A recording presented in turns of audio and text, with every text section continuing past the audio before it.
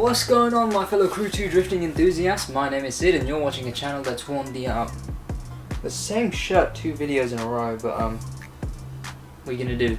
Stop me? Well, you know, no one actually watched that video, so guess I'm in the clear. Of course, welcome all my viewers from the UK. Happy lockdown number 2. How's your second lockdown going? Lockdown the sequel. The Lockdown Strikes Back. Because in my first day of lockdown, I'm trying to answer the age-old question: what is the best drift car in the Crew 2? By I say answer, we're going to do some deduction, we're going to do some drifting, we're going to look at the leaderboards, we're going to see what cars are good, what cars are bad, we're going to use some pro settings, we're going to show off some vanities as well. We're going to try and find out, get a good gauge for what happens to be the best drift car in the game, and you lot are going to come along on that journey with me. But before we get into that journey, there's a question I've got to ask you lot. Do you love Sidwaj? Well, you'll love Sidwaj Live. Well, head over to my streaming channel, Sidwaj Streams. On there I'll be streaming semi-consistently, probably whatever game I'm streaming at the time. Nowadays is Rocket League. And Wednesdays, so including today, November 4th, I'm going to be streaming the Brits, getting the Peppermint Edition TBR Griffith. So check me out today, it will be an hour after this video goes up at 2 PM GMT. Hope you guys enjoy the stream, hope you guys enjoy this video. If you do enjoy this video, do leave a like, consider subscribing to this channel and the other channel. The streams channel will be in the description and the end screen. You don't have to subscribe to either, subscribe to this one, don't have to ring the bell, check out my commentary content, and that's about it from me. Let's get straight into the content. And here I am back at my gaming rig. We're going to be playing some Crew 2, we're going to be getting into it, checking out the drift cars, checking out which one is the best one to use, which one is better on what track, which one's good, which one's bad. We're going to be finding out that today. In fact, I am already in the Crew 2, so let's just get straight to the drift events. Of course, as you can see here, the Brit Summit, I'm going to be doing that today, hopefully an hour after this video goes up. I'm going to be streaming it. Check that out on Sidwaj Streams. As I said, link will be in the description and on the end card. But instead of that, we'll go straight into profile, into vehicles, and today we are looking solely at the drift cars. And of course, there's only one track realistically that we can do some real research on, and that is one of my favorite drift events in the game, Airport Terminal D. We're not going to be going into the actual event, but we can drift around the track because it is one of my favorite and one of the best to do drift tracks in the game.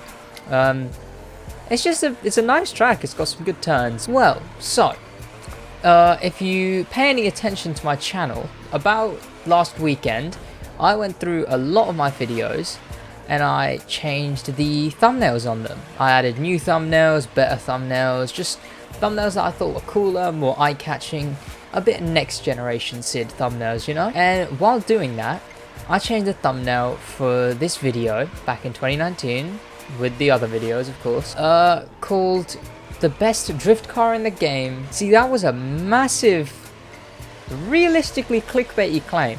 Of course, even with my new thumbnail, I leaned into that, but it got me thinking.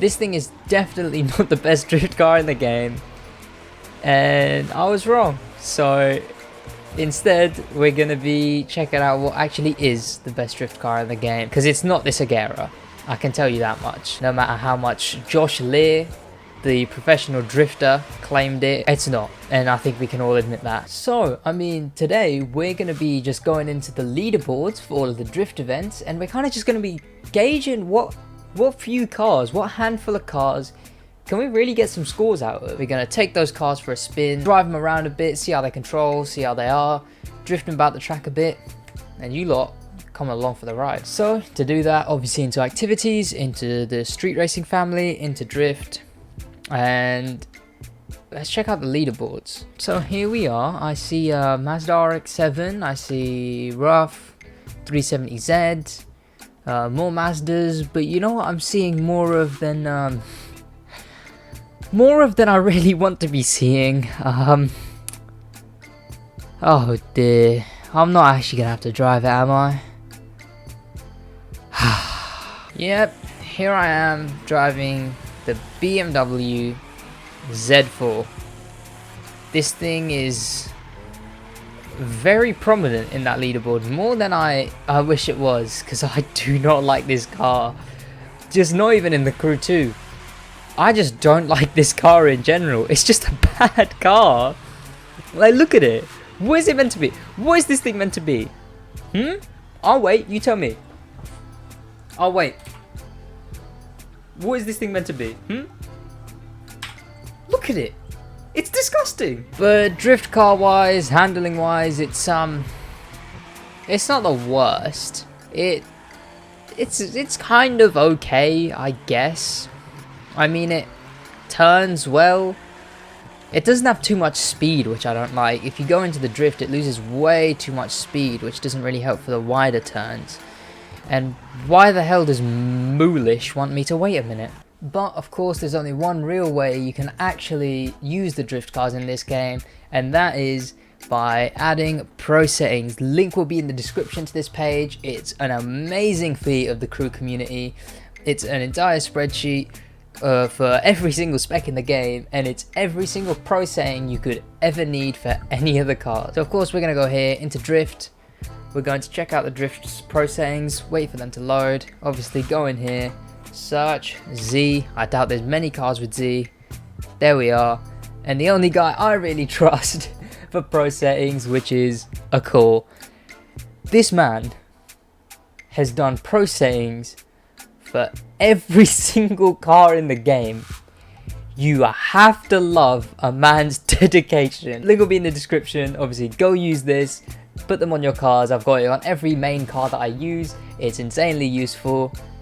And big up a core for just carrying the pro setting game. Of course, if you don't know how to add pro settings performance, then the touchpad for me, it will be the little 2 square button on Xbox or PC. I have no idea. You just go in here and then you can look over at the pro settings, and each number is how far along this scale that dial needs to be. But my pro settings are already done, just like this. There we go.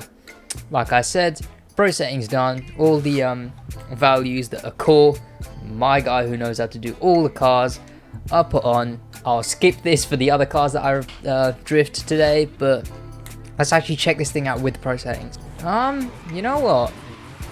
It's better. It's better. You can get a lot wider drifts, and you actually carry speed into the drifts. But for how prominent it is in all of the leaderboards, for like, obviously I've already checked most of the leaderboards, but this thing is prominent in a lot of leaderboards, which completely baffles me, if I'm frankly honest. That was a good continuous drift there, but screw this thing. Let's head back onto the leaderboards. So I mean, seeing as we're on Airport Terminal D, we'll look at Airport Terminal D leaderboards, go to top, and the Skyline. Okay. The Nissan Skyline. Where is my Nissan Skyline?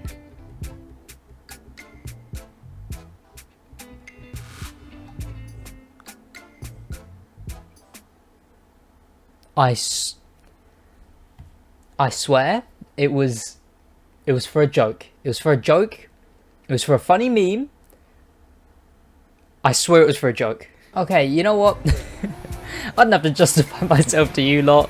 It's a cool life. It was for a joke, but to be honest, this thing handles very well. I can definitely see why this is one of the best scores on this track. It's good. It handles nicely, you know.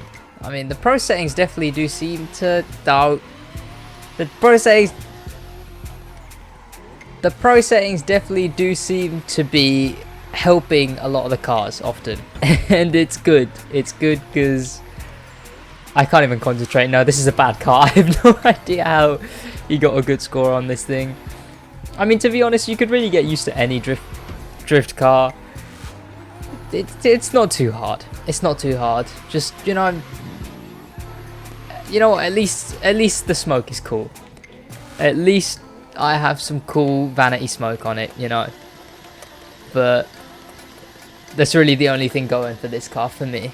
Another one out of left field. I can't lie, I've never seen the Ferrari it wasn't even F, was it? Ferrari 458 Special. I don't see it used too much, you know. I never thought it was too good of a drift car, but I guess it is, and I guess it is for this track. So I mean, it's not. I guess it would have the speed, and if you have the boosted parts that you can get from completing summits, specific summits. So good luck waiting for boosted drift parts to come back. The hothead affix, that thing gives you more points based on how fast you're going, and assuming if you're in a Ferrari, you're probably going a bit fast, so you'd get a lot of hothead. So to be honest, if you can control high speed drifts, keep them, you know, controlled, as I said twice now, you could probably get away with using this thing. Yeah, because the hothead alone would give you so many extra points. It would be quite insane. But to be honest, it's good. It's a good car. It handles impeccably.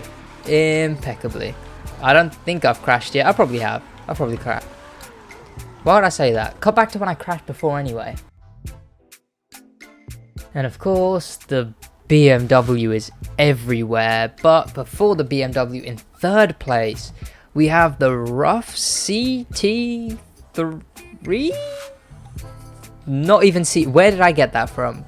Where on earth did I get CT3 from? The Rough 3400, the Rough 3400K. Honestly, with a name that sounds more like a GPU name, it's not bad. This is a good handling car, you know. Okay, I like how this thing handles. I